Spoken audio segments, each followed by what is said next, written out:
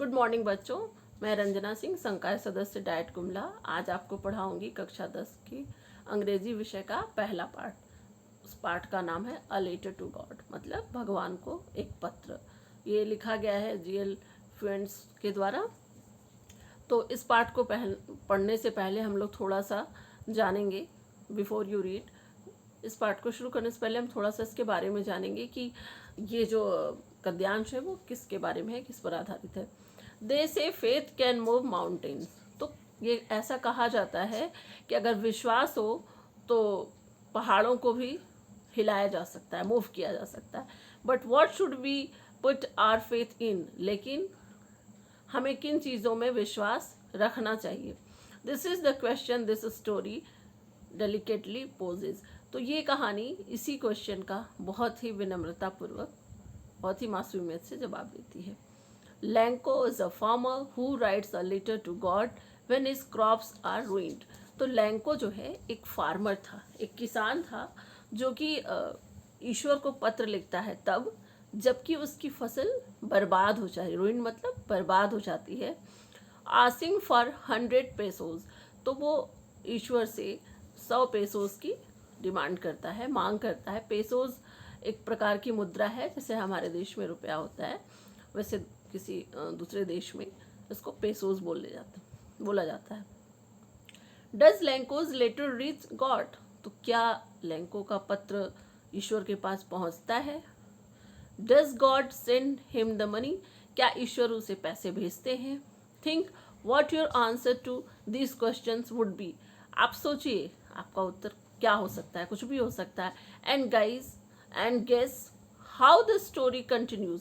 कैसे कहानी आगे बढ़ती है। Before you begin to read it, तो आप सोचिए कि ये कहानी कैसे आगे बढ़ रही है, इसमें क्या हुआ होगा। इसको शुरू करने से पहले हमें कुछ जानना होगा कि हम इस कहानी से संबंधित क्या क्या एक्टिविटीज़ कर सकते हैं। तो पहला, one of the cheapest ways to send money to someone is through the post office. तो अभी तो नहीं कह सकते, लेकिन पुराने समय में सबसे सस्ता साधन था किसी को पैसे भेजने का, वो था पोस्ट ऑफिस के माध्यम से। हैव यू एवर सीन और received money in this way. क्या आपने कभी इस माध्यम से पैसा किसी को भेजा है या फिर किसी से पैसा प्राप्त किया है। Here's what you have to do. तो अब आपको क्या करना है। As you read the instructions, जैसा कि आपने निर्देश पढ़ा होगा, सुना है। Discuss with your teacher in class the meaning of this words. तो आपको अपनी कक्षा में टीचर से ये सब डिस्कस करना होगा, चर्चा करनी होगी। Counter clerk, appropriate, acknowledgement, counter foil, record. तो काउंटर पे जब आप जाते हैं काउंटर क्लर्क के पास, मान लीजिए पोस्ट ऑफिस में स्पीड पोस्ट करने के लिए आप जाते हैं, तो आपको ऐसा नहीं करना है कि स्पीड पोस्ट करके आ गए, नहीं, आपको एक्नॉलेजमेंट स्लिप भी लेना है। एक्नॉलेजमेंट स्लिप को हिंदी में प्राप्ति रसीद कहते हैं, क्योंकि अगर आप प्राप्ति रसीद लिए बिना काउंटर छोड़ देंगे तो आपके पास कोई रिकॉर्ड, कोई प्रमाण नहीं रहेगा कि आपने पोस्ट किया है। फिर बाद में अगर आपका पत्र नहीं पहुंचता है या कोई भी ऐसी इस प्रकार की कुछ परेशानी होती है तो आप कोई भी दावा नहीं कर पाएंगे। इसलिए कहीं भी काउंटर छोड़ने से पहले आपको वहाँ का प्राप्ति रसीद जरूर लेना चाहिए। Consult a dictionary if necessary. और जहाँ आपको ज़रूरत हो तो आप शब्दकोश का भी उपयोग कर सकते हैं, जिसको डिक्शनरी बोलते हैं इंग्लिश में। Are there words corresponding to these English words in your languages. क्या ये सब जो शब्द हैं वो आपकी भाषा में मिलते हैं, पाए जाते हैं। तो इस तरह से आप अपने नॉलेज को और अपने शब्द ज्ञान को बढ़ा सकते हैं। और बच्चों, हमारे बचपन में, मतलब 90s के दौर में, वो दौर था जबकि पोस्ट ऑफिस का उपयोग बहुत ज़्यादा होता था पैसे भेजने के लिए और पैसे रिसीव करने के लिए। उसको मनी ऑर्डर बोलते थे। अब तो वो सब चीज़ें विलुप्त प्राय हो गई हैं, लेकिन हमें उनके बारे में थोड़ा सा जानना चाहिए। तो inside the post office go to the counter mark money order. तो जब आप मनी ऑर्डर के लिए पोस्ट ऑफिस के अंदर जाते हैं तो आपको क्या क्या करना होता है। Buy a money order MO form by paying 50 पैसे। तो उस ज़माने में मनी ऑर्डर फॉर्म लेने के लिए 50 पैसे देने होते थे, जो उस काउंटर के पीछे बैठे होते थे उस व्यक्ति को। Fill in the appropriate boxes in the form, और उस फॉर्म में आपको उचित जगह पे जहाँ पे आपका नाम, आपका पता या फिर कहाँ भेजना है, उसे ब्लॉक लेटर्स मतलब अंग्रेजी के बड़े अक्षरों में लिखना होता था। Pay the counter clerk the amount of money to be sent along with the charges. तो वहाँ पे काउंटर क्लर्क को आपको जो पैसे भेजने होते थे वो पैसा देना होता था, और पैसे के साथ कुछ चार्जेस लगते हैं, मिनिमम चार्जेस, वो चार्जेस भी आपको ऐड करके जोड़ के देना होता था।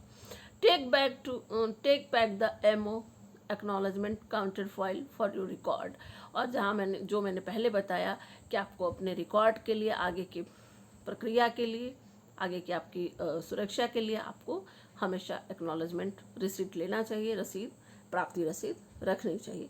तो इस तरह से आप कर सकते हैं। और यहाँ पे एक नमूना प्रारूप दिया गया है मनी ऑर्डर फॉर्म का आपकी समझ को बढ़ाने के लिए। तो जैसा कि आप देख पा रहे होंगे, यहाँ पर ये भारतीय डाक इंडिया पोस्ट का लोगो यहाँ पर है, department of post India money order लिखा हुआ है। यहाँ पे फर्स्ट कॉलम में आपको पे रुपीज़ मतलब कितना पैसा आप भेजना चाहते हैं उसको शब्दों में लिखना है, फिर अंकों में भी लिखना है, फिर किन को भेजना है उनका एड्रेस लिखना है, पिन कोड सहित पता, फिर आपको अपना सिग्नेचर साइन करना है, जो भी हस्ताक्षर आप करते हैं, फिर यहाँ पे डेट डालनी है। फिर उसके बाद यहाँ पर जो चीज़ें साइड में लिखी हुई हैं फॉर ऑफिशियल यूज़ ओनली, तो वहाँ पे आपको कुछ नहीं भरना होगा। वहाँ पे जब ऑफिशियल यूज़ लिखा हुआ है तो वहाँ ऑफिस के लोग भरेंगे। फिर वहाँ पे जब जाएंगे तो जब पैसा जिनके पास पहुँच जाता है तो वो लोग फिर एक एक्नॉलेजमेंट स्लिप देते हैं, उसको रिसीव करवा के रखा जाता है। सिग्नेचर आप पे लिखा हुआ है, मतलब जो लोग रिसीव कर रहे हैं, तो इस तरह से ये सब रिकॉर्ड के लिए रखा जाता है। तो उम्मीद है कि आप समझ गए होंगे। यहाँ पे सेंडर्स नेम भी लिखना होता है, जैसे आप किन्हीं को भेज रहे हैं तो जो लोग भेज रहे हैं उनको भी अपना पता पिन कोड सहित लिखना होगा, क्योंकि अगर किसी भी कारणवश से पता मान लीजिए गलत हो जाता है, कुछ भी हो जाता है, तो अगर आपका पता सही रहेगा, मतलब सेंडर भेजने वाले का पता सही रहेगा, तो वो वापस भी आ सकता है। तो आशा करती हूँ कि आपको अच्छे से समझ में आ गया होगा। Think about who you will send the money to. अब आप ये सोचिए कि आप किन को मनी भेजेंगे एंड हाउ मच, मतलब कितना भेजेंगे। You might want to send money for a magazine subscription. कभी कभी क्या होता है कि जैसे कोई मैगजीन का, पहले पुराने ज़माने में, अब तो सब कुछ ऑनलाइन अवेलेबल है, मोबाइल पे, कंप्यूटर पे, लेकिन उस ज़माने में सब्सक्रिप्शन लेने के लिए भी मनी ऑर्डर भेजना पड़ता था किसी मैगज़ीन का। तो उस समय के लिए भी हमें पैसे भेजने पड़ते थे, या फिर अपने किसी रिलेटिव को, किसी दोस्त को। तो उन सब में ये सब चीज़ों का यूज़ होता था। Or you may fill out the form with yourself as sender and your partner as receiver. तो आप अपने दोस्त को भी भेज के आप सीख सकते हैं।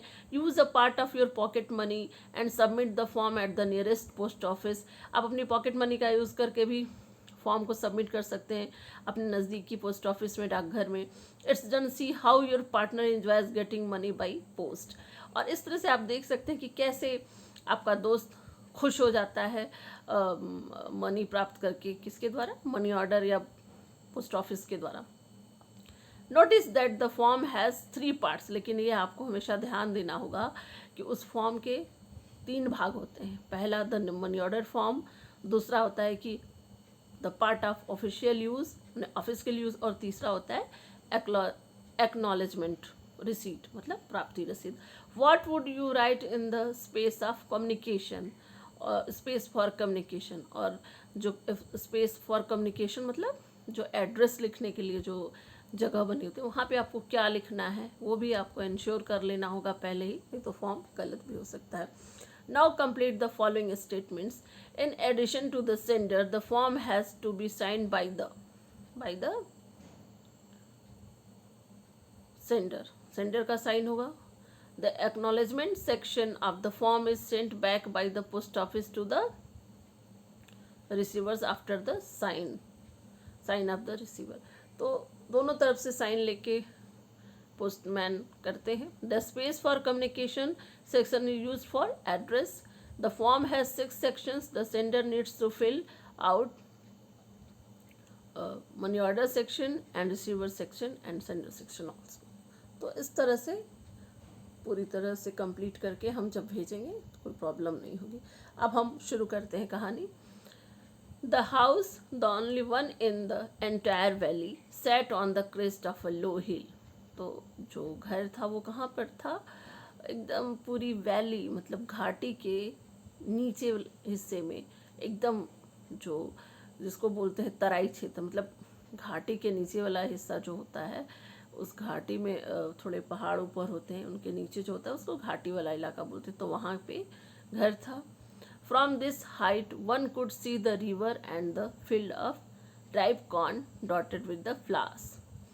तो यहाँ से इतनी ऊंचाई थी कि व्यक्ति, इस ऊंचाई से कोई भी व्यक्ति नदी को बहुत आराम से देख सकता था। उसके अलावा मक्के के खेतों को भी आराम से देख सकता था, पके हुए मक्के के खेतों को, जहाँ पे डॉट डॉट मतलब ऐसा लग रहा था कि गोल गोल वहाँ पे फूल बने हैं। That always promised a good harvest. और उसको देखने के बाद हमेशा ये मतलब आदमी बिल्कुल निश्चिंत हो जाता था कि ये फसल बहुत अच्छी है, मतलब वो अच्छी फसल का सब संकेत था।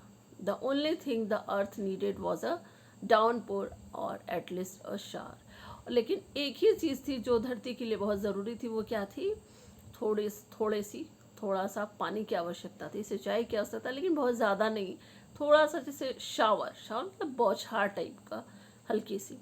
थ्रू आउट द मॉर्निंग मतलब सुबह से ही मतलब लैंको क्या कर, लैंको किसान का नाम था, who knew his fields intimately had done nothing else but see the sky towards the north east. और लैंको सुबह से ही आसमान को देख रहा था और उसे लग रहा था कि ये ज़्यादा कुछ नहीं है, आकाश की ओर बार बार देख रहा था, और उसको उम्मीद थी कि नॉर्थ ईस्ट मतलब उत्तर पूर्व से बादल आ रहे हैं और बारिश होगी।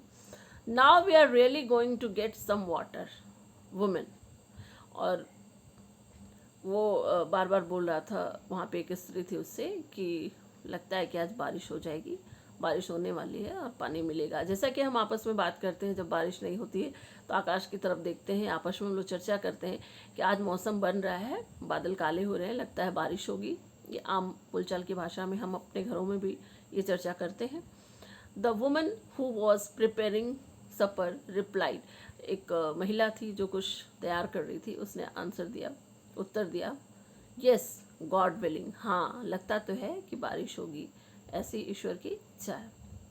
The older boys were working in the field. और जो बड़े बच्चे थे वो क्या कर रहे थे? खेतों में काम कर रहे थे। While the smaller ones were playing near the house. और जो छोटे बच्चे थे वो घर के पास के मैदान में खेल रहे थे। जबकि the woman call to them all. और जो महिला थी वो सभी को बुला रही थी। कम फॉर डिनर, मतलब डिनर मतलब रात का भोजन, रात का खाना, तो रात के खाने के लिए आ जाओ। It was during the meal that. और ये समय क्या था? मील मतलब भोजन, खाना का समय था। Just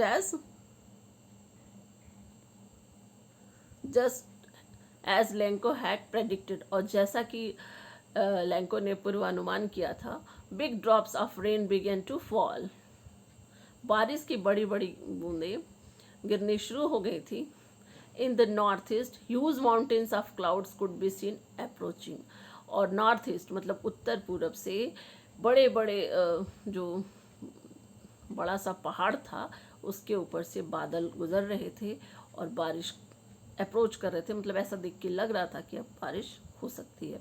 the air was fresh. तो जो हवा है वो बिल्कुल ताज़ी थी। एंड स्वीट मतलब यहाँ पर है कि जैसे कि हल्की सी हवा फील होती है, महसूस होती है, उस तरफ की हल्की सी हवा हो रही थी, चल रही थी। The man went out for no other reason than to have the pleasure of feeling the rain on his body. और जो व्यक्ति था वो, उसको कोई भी ऐसा कारण नहीं था कि वो मतलब उस खुशी को महसूस न करे जो कि उसके ऊपर बरस रही थी बारिश की बूंदों के रूप में उसके शरीर पर। And when he return he exclaimed. और जब वो वापस आया तो बिल्कुल आश्चर्यचकित था। These are not raindrops falling from the sky. तब वो इसलिए आश्चर्यचकित था कि जो बारिश हो रही है, वो आसमान से जो बारिश हो रही है वो सिर्फ रेन ड्रॉप्स नहीं है, मतलब बारिश की बूंदें नहीं हैं, दे आर न्यू कॉइन्स। ये क्या है? सिक्के हैं, बड़े बड़े बूंद पड़ रहे थे तो उसको लगा था ये सिक्के बरस रहे हैं। The big drops are 10 cent pieces and the little ones are 5। उसको लग रहा था कि जो बड़ी बड़ी बूंदें बरस रही हैं वो 10 के सिक्के हैं और जो छोटी बूंदें हैं वो 5 के सिक्के हैं। मतलब इतना वो खुश हो गया था। With a satisfied expression he regarded the field of ripe corn with its flowers. और वो इतना संतुष्ट था, इतने माने संतोष के भाव उसके चेहरे पे थे, और वो इतना मतलब उस खेत में पके हुए मक्के को मतलब इतना वो रिगार्ड कर रहा था, इतना उसको महत्व दे रहा था, और उसके साथ जो फूलों को भी देख के वो बहुत खुश हो रहा था। Draped in a curtain of rain, और ऐसा लग रहा था कि बारिश की जो पर्दे की तरफ बारिश उसको घेर ली है और खींच के उसको ढक रही है। बट सडनली, सडनली मतलब अचानक क्या हुआ, a strong wind began to blow, मतलब एक बहुत तेज हवा बहनी शुरू हो गई। And along with the rain very large hailstones began to fall, और बहुत भारी बरसात के साथ हेलस्टोन्स मतलब पत्थर गिरने शुरू हो गए। आपने देखा होगा हमारे झारखंड में भी बहुत तेज हवाएं चलती हैं, बारिश होती है, कभी कभी बड़े बड़े पत्थर ओले पड़ते हैं, तो उस तरह से ओले गिरने लगे। These truly did resemble new silver coins. शुरू में तो लग रहा था कि ये चांदी के बड़े बड़े सिक्के गिर रहे हैं शुरू में तो।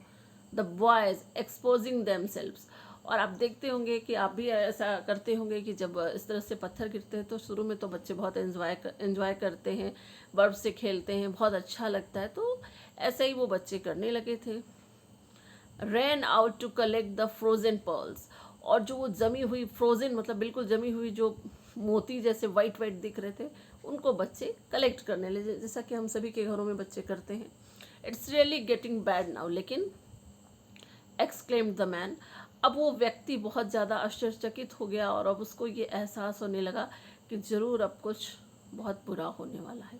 I hope it passes quickly, लेकिन फिर भी मुझे लग रहा है कि ये बहुत जल्दी ही गुजर जाएगा, ख़त्म हो जाएगा। क्विकली मतलब बहुत जल्दी, पासिस मतलब गुजर जाना। It did not pass quickly, लेकिन ऐसा हुआ नहीं, वो बहुत जल्दी पास नहीं हुआ। For an hour the hell rain on the house, और 1 घंटे में क्या हुआ कि जो पत्थर से पूरा जो घर है वो ढक गया। The garden, the hill side मतलब पूरा बगीचा, हिल साइड मतलब पूरा पहाड़ी का क्षेत्र, एंड कॉर्नफील्ड मतलब मक्के खेत, ऑन द होल वैली, और पूरी घाटी क्या हुआ, बर्फ से ढक गई, पत्थरों से ढक गई। द फील्ड वॉज वाइट, और पूरा खेत क्या हुआ, एकदम सफ़ेद चादर जैसा बन गया, as if covered with salt, और ऐसा लग रहा था, ऐसा ढका हुआ था कि ऐसा लग रहा था कि नमक गिरा के कोई ढक दिया है, नमक से ढका हुआ है। Not a leaf remain on the trees, और पेड़ों पे पत्तियां तक बची हुई नहीं थी। The corn was totally destroyed, और जो मक्का है वो पूरी तरह से नष्ट हो चुका था। The flowers were gone from the plants, और जो फूल हैं वो पेड़ों से पौधों से गिर चुके थे। Lencho's soul was filled with sadness, और जो लैंको की आत्मा है वो एकदम दुख से भर गई थी।